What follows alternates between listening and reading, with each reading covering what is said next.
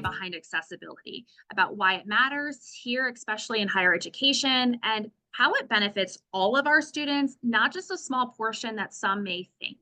So we're going to kind of explore the different accessibility supports, how it leads to student success, and honestly, just that inclusivity that we're trying to really develop here at Delaware Tech. I'm Jenna Cinnamon. I'm an instructional designer for CCIT, and I am located mainly at the Stanton campus. And I am lucky to have Dr. Thompson with me. Hi, I'm Laura, and I'm also an instructional designer, again, mainly here at Stanton. Fortunately, Jen and I are also available, though, to anyone across the college. So we're very happy to be able to work with our other colleagues who are located on other campuses as well. Well, thank you guys for joining today. This is the first in a series. We know that accessibility is a broad topic, to be quite honest with you, and we're all continuing to learn and grow throughout this journey as well, CCIT included. So we hope you're able to join us for our follow-up session as well. What are one or two words that come to mind when you think about accessibility in education? What does that make you think about? Access, flexibility. Oh, that's a really good word. I'll be honest, that is not a word that came to my mind at first. Everyone has access. I like the word everyone. And I think that sometimes that's not always associated with the word accessibility. And it really is for everyone.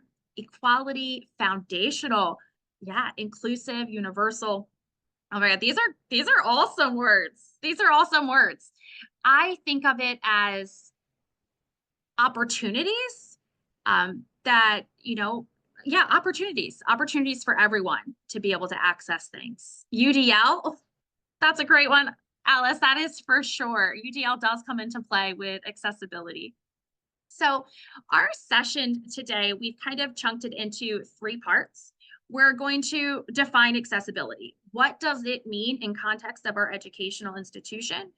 We're going to discuss the role of accessibility and how it impacts both students and faculty.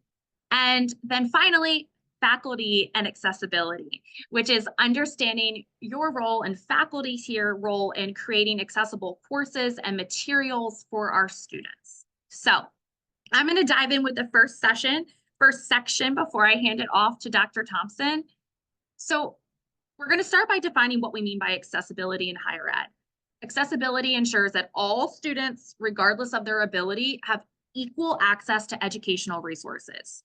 It's truly about creating that inclusive learning environment where everyone has the tools to be successful. So some of the words that you guys used was that everyone, and it's true. So it's all students, regardless of their ability, have access to everything. So accessibility is truly about removing barriers that prevent students from fully participating in learning experiences. So this could be text, videos, or interactive content. Everything should be designed with that equal access in mind. So when we make our education accessible, we're honestly creating those opportunities for all students to learn. And my favorite phrase here is about that removing barriers that I shared, because oftentimes students may have to ask for things. They might have to ask for the closed captioning. They might have to ask for that alternative. But our goal is honestly to design with accessibility in mind day one, so that students just have that access without having to always request it from us. To understand why accessibility is so important, we do think it's important to talk about the compliance. There are federal regulations that as a higher ed institution, we have to follow. These laws not only mandate accessibility, but also ensure that students with disabilities have that equitable access to education. So 3 main ones to touch on are the Americans with Disability Act, ADA, which came about in 1990 as a civil rights law. And it ensures equal access to public services, programs, and activities, including those offered by higher ed institutions. This law has set the foundation for accessibility in many ways, including physical spaces, programs, and services. The next is Section 504 of the Rehabilitation Act. It was passed in 1973, and it was one of the first federal civil rights laws to protect individuals with disabilities. It specifically prohibits discrimination in programs and activities that receive federal funding, aka institutions like us. This means institutions must provide reasonable accommodations and ensure that students with disabilities have equal access to educational opportunities. And finally, Section 508 goes a step further, focusing on electronic and information technology. This law requires institutions to make their digital content, learning platforms, and other online resources accessible. So by doing this, it ensures that technology doesn't become a barrier for individuals with any disabilities, but instead, they're all tools for their success. So accessibility is not just about compliance by any means, but compliance is a component of it. And we are all required, all faculty members, CCIT as well, to really make sure that we are maintaining the accessibility and following these key regulations across all of our practices. So our why is, it's big, right? I always like to ask my students in the past, like, what is your why for being here? And our why for accessibility does go beyond compliance. Yes, legal compliance is one of them, but it's truly that equity and inclusion. We are going to talk over the next several lunch and learn sessions about a lot of these accessible practices are truly going to benefit everyone. To give a common example I use all the time is closed captioning on videos. There has been many a nights where I was laying in bed with the little guy as he's falling asleep, and I wanted to watch a video, but I couldn't have the audio on. So I have used closed captionings many times to still review the content and information without having to listen to it. So that inclusion and equity is for all abilities, but even also all learning preferences. It's also a measure of quality assurance. When we have our courses here at Delaware Tech, we do go through a quality assurance rubric. It's inspired by Oscar, and a good chunk of the rubric is actually meeting different accessibility standards by WCAG that we'll touch on next session. And finally, it's just the whole institutional impact. We want our students to feel valued. We want our students to feel that they're set up for success. And if they can go into our courses and our institution knowing that we are making this accessible day one for them, not just based on their request, is something we can do to continue to improve the culture and environment here. So I'm going to hand it over to Laura, and she's going to kind of dive into the role of accessibility here. Thank you very much, Dr. Cinnamon. All right, so we're going to talk about the role of accessibility. Accessibility, as Jenna was stating, it's not just about the compliance. It is really building that creative, inclusive, or create an inclusive, equitable learning environment that can empower all of your students. By understanding and implementing that accessibility, we can foster better learning experiences for everyone. And that's not just students with disabilities, as Jenna was pointing out. Now, accessibility, there is a legal obligation, as has been discussed, and it's still good practice. We want to do these things because it's the right thing to do, but we also need to know about the legal requirements. Under laws like ADA, Title II, Section 504, Section 508, higher education institutions are obligated to ensure equitable access for all students, including those with disabilities, especially those with disabilities. Non-compliance can lead to serious consequences. There could be legal risks. There might be lawsuits or fines. I know that when I first came to Delaware Tech I was working with biology because it was COVID times, and we were trying to make sure that labs could be used online and trying to figure out what are all of the elements that we need for that. And we were in contact with some nearby college campuses who had been sued for not being compliant to these laws. So we were trying to learn lessons learned from them and get tips so that we could avoid some of those issues. It could result in a loss of funding, particularly for institutions that receive any Title IV funds.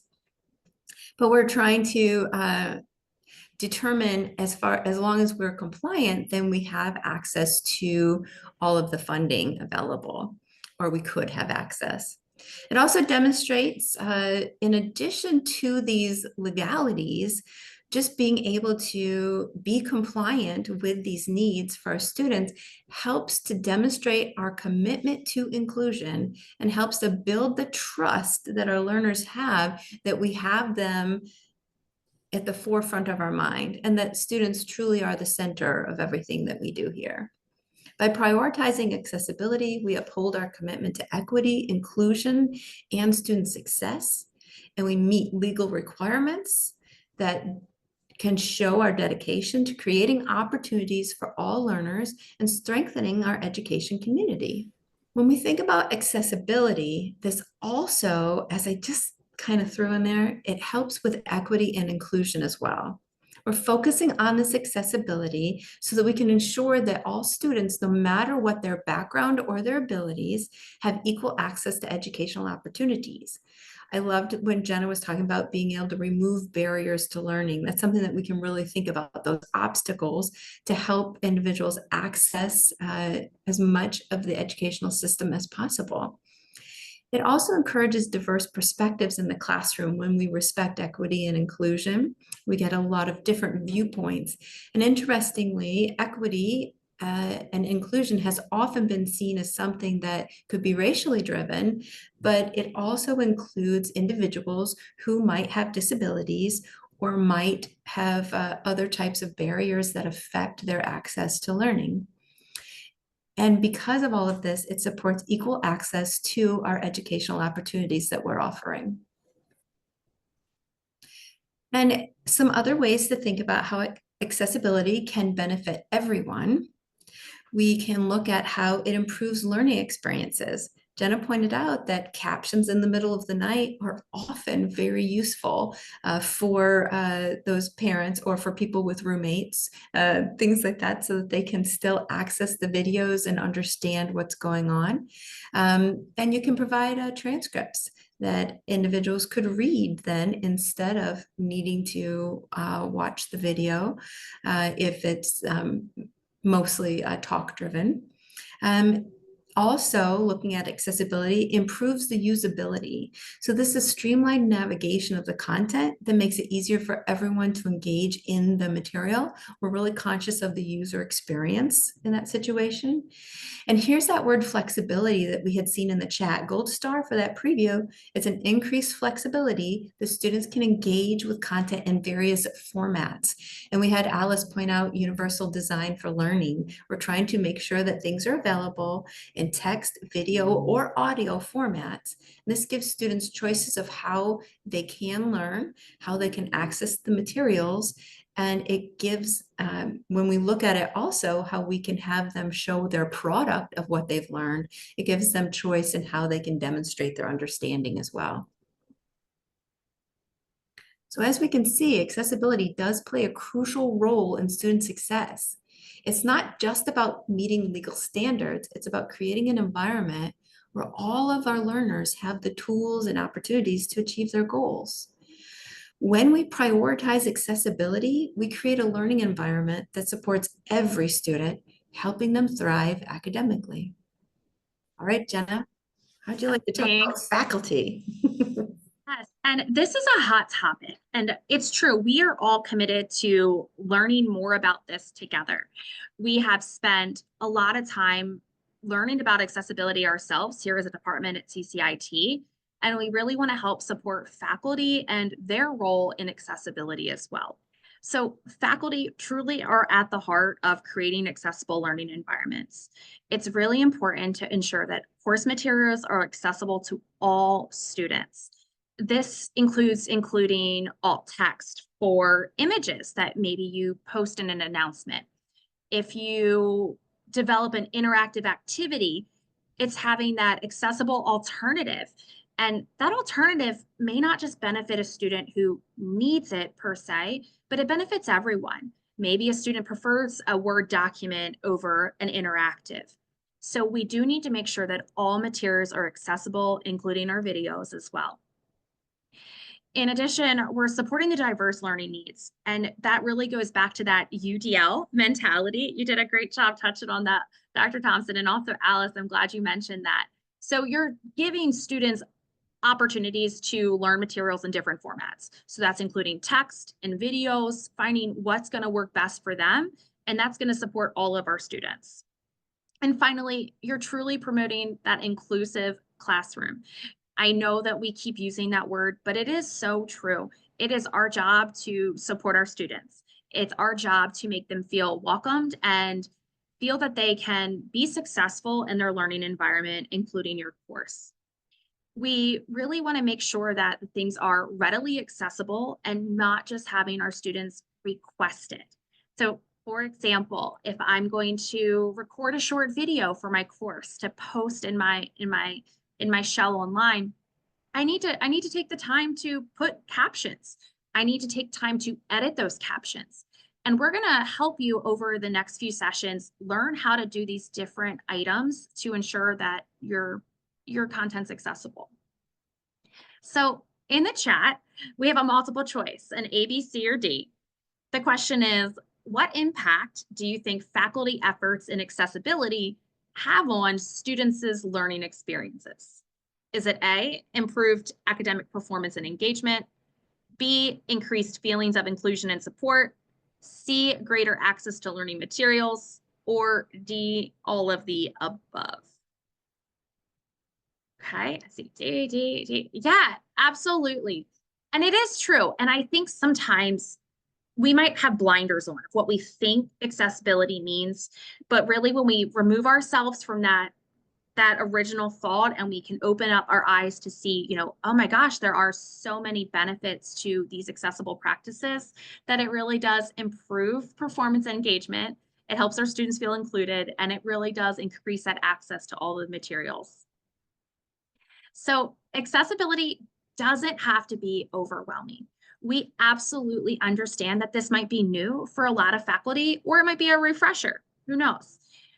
CCIT, we have a wide variety of resources. At the end of the session, we'll be sharing out the link to our digital accessibility reference guide.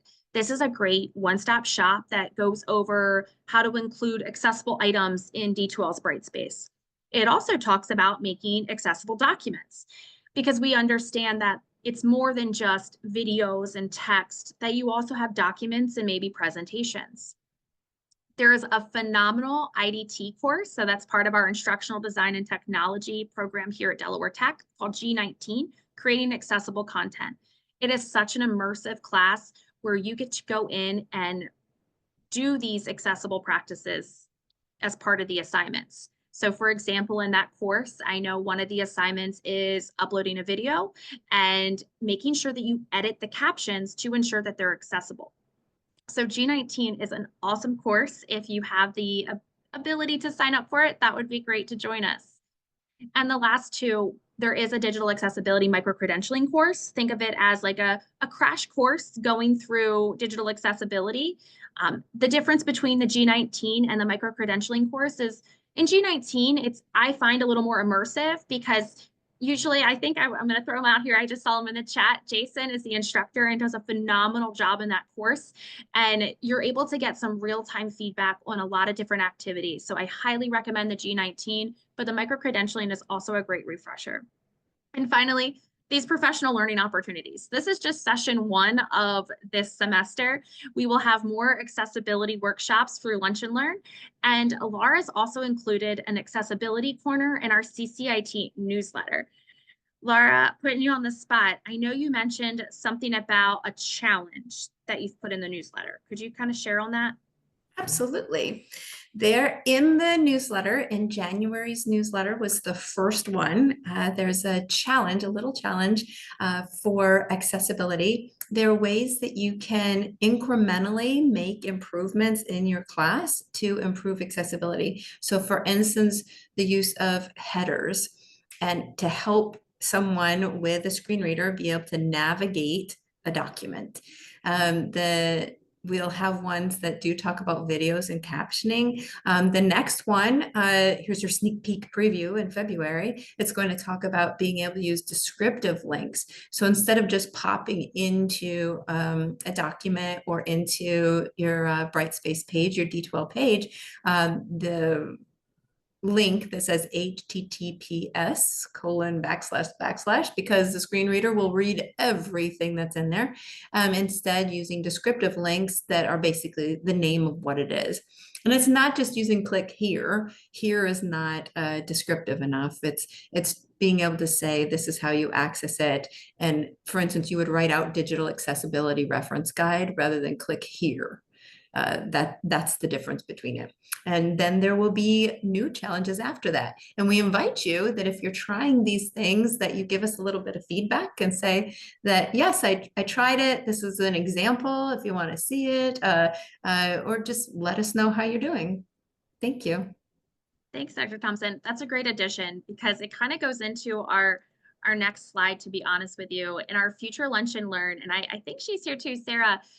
We here in CCIT refer to this as faculty 5. There's 5 accessibility strategies that we are confident everyone can implement. And one of those is actually about those links.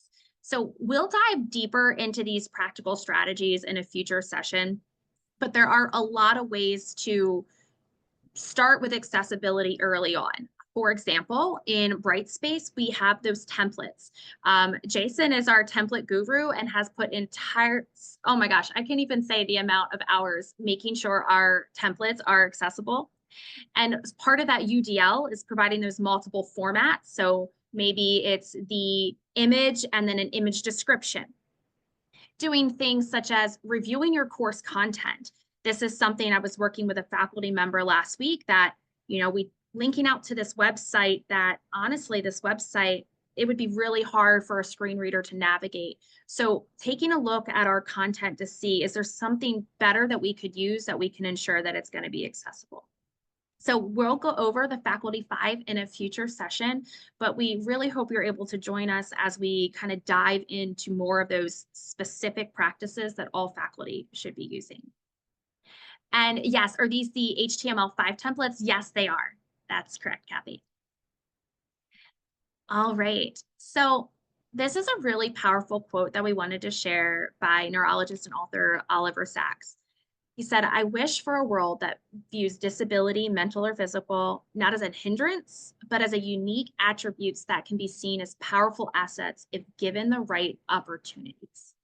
And when I read this quote, it really makes me think about that last little part, if given the right opportunities. And all of our students do have that right to be given these opportunities here in our courses and at our institution. It reminds us of just how important we are as faculty members in how we view and treat and support our students, especially our students with any disabilities. Our efforts in creating accessible courses are really giving all students more opportunities to succeed, not just by meeting the legal requirements by any means, but by creating these immersive, accessible learning environments where they're valued and they know that the content is there to support them no matter how they access it. Our faculty is truly the key to making sure that our courses and our work here at the college is accessible. And we really look forward to supporting you, empowering you, educating you, and learning alongside you to continue to have best practices and accessibility to help our students. And I'm going to pass it back over to Laura to wrap up for today. So to talk about what we just went over, we did define accessibility and we looked at the legal ramifications for accessibility, the reasons why we might follow those accessibility standards to avoid any punitive measures. But we also talked about how providing aspects of accessibility, it's just the right thing to do. And that we're doing it not just to help students with disabilities, we're doing it for all students in our classes, which is the other reason that when we're thinking about faculty and the role in accessibility is being proactive, providing things in those accessible manners, making sure those captions are available or making sure alternative text is available for an image, for a picture, so that we are anticipating the needs of our students and we're doing the work up front. And when through this session, that's what we'd really like to have you take home with you, is recognizing that these proactive measures help not just you as a faculty member, they help your students, and they ultimately help the institution, and I would dare say the world, to make it a better place. So thank you very much for being here today. So I just talked to you the little summary things, what I'm hoping you're taking away. What are you going to be able to take away from today's session in your own words? I like that. So Kathy pointed out that there are ways to do this incrementally. It doesn't have to be an overwhelming task to begin with. We start with small things, for instance, with our challenges in the newsletter, or with looking at the pieces of the Faculty Five to see how we can implement pieces that may seem small to begin with, but when they're put together, we make big changes in the way that we teach and the way that students can access their education. And Thank Kathy, you. that's a great point. One of my favorite books talks about, it's specific to UDL, but it talks about UDL in an hour, UDL in a day, UDL in a month. So like Laura just said, think about some goals that you might have, one that you can do in an hour. Maybe it's reformatting a document to make sure that it's accessible.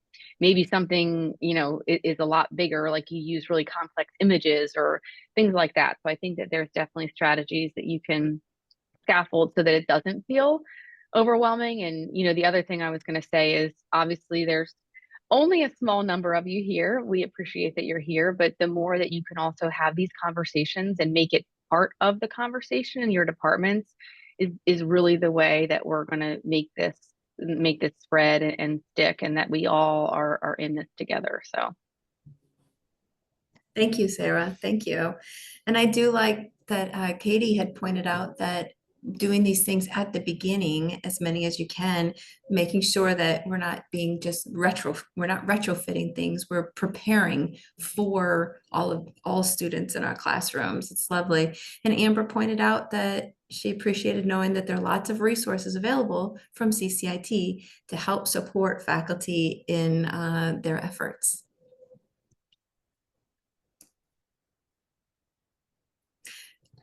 As Jenna had mentioned, we do have a digital accessibility reference guide that has so much information in there that will help walk you through making sure that your courses are accessible and that your materials that you're providing are also accessible. Please feel free to bookmark that. There is a huge reference library actually through CCIT that a lot of people have put in a lot of great time to develop. So feel free to check that out on our website. And before you leave today, we truly take the time to read our survey results here at CCIT, and we would love if you would take our survey before you leave. We want to make sure that we're providing professional learning opportunities that are relevant to your role and see what else you're curious about. So it only takes just a minute or two to fill out, but we would love if you could complete our survey for some feedback.